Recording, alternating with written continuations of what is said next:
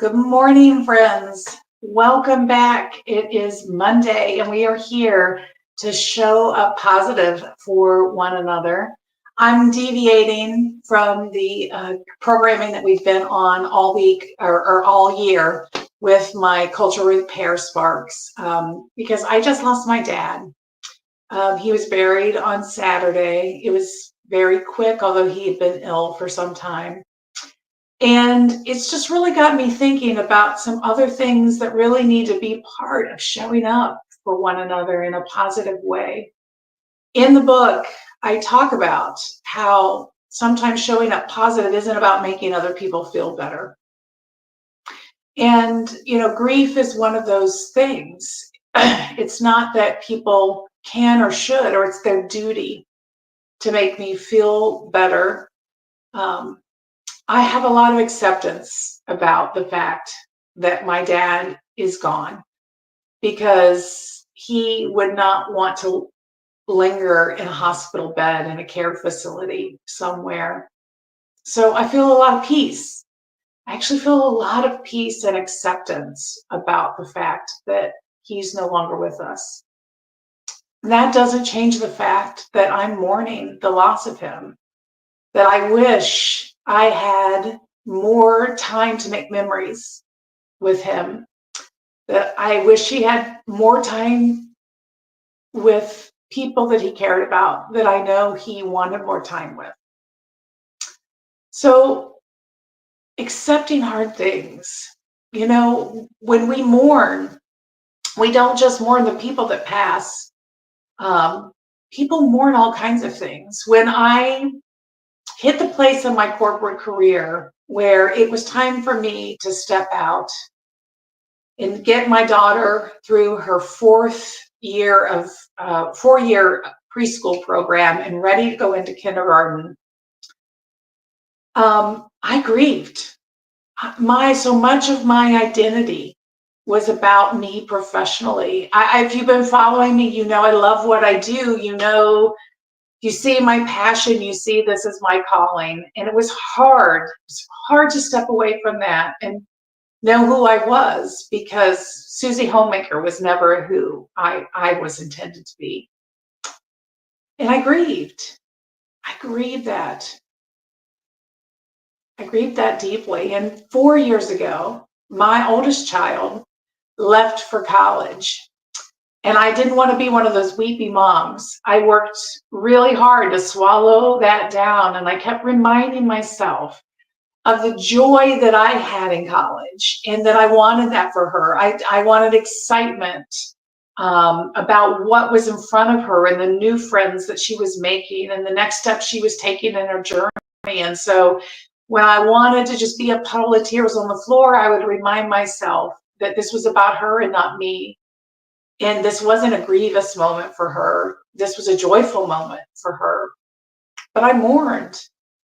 I mourned the fact that she was stepping into a next phase of her life. And so as excited as I was about that journey for her, I was also extremely sad about the fact that she would not be that child in our house again in the same way, and that our relationship was going to evolve to a new place. And those things happen at work too. I mean, people may have a pathway in their mind that gets shut down to them. They may get passed over for a promotion.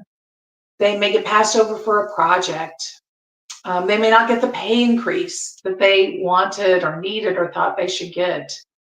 And we often express those things when they happen to us as pain and anger. But I think what it really is deep in our hearts is, I think it's grief. I think we grieve what we wanted to be that we couldn't have. And I think we need to make space for that. I think that's okay, that we give people, we allow for people.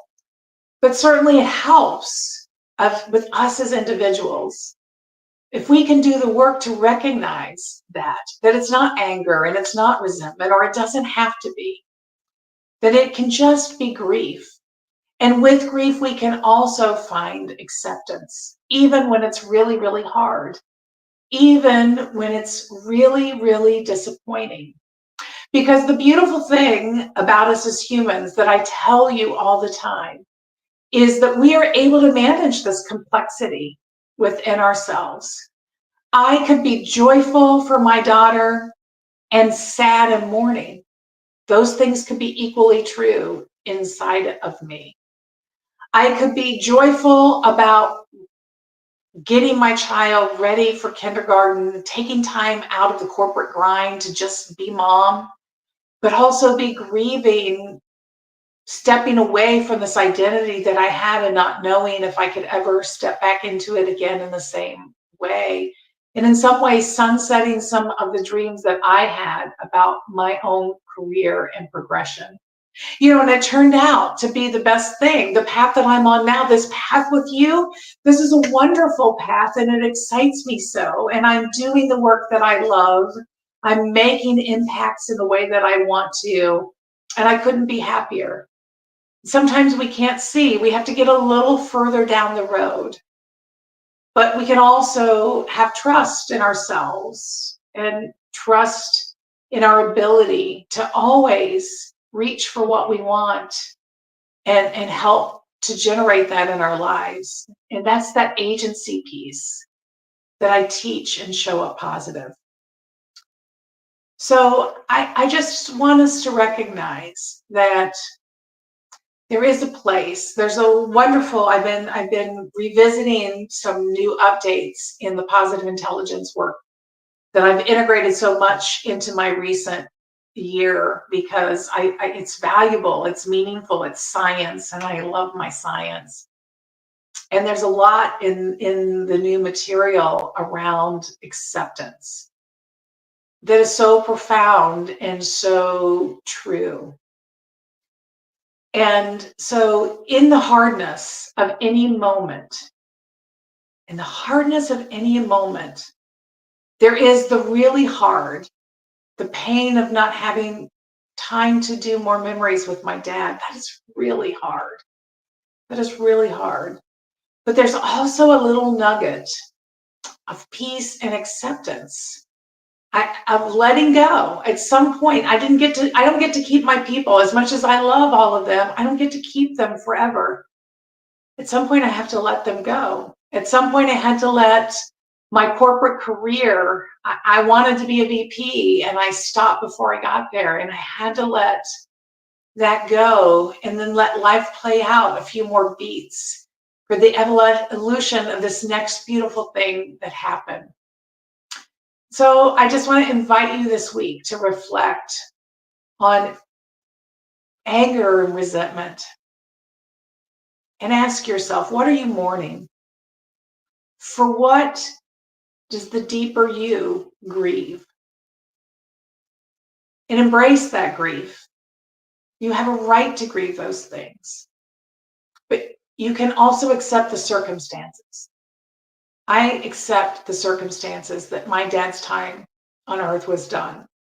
He accepted that. He's a man of faith and he's with his God. And he was accepting of that.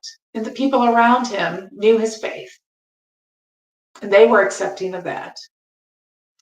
We can accept that small portion and be at peace and let that go. Those circumstances we can accept, even if we feel hurt and grief. So this week, our show, A Positive Spark, is not from my little mini book. We'll return to our usual programming maybe next week, because I need to walk my own grief journey here, and I don't know what I'm going to feel and want to share with you.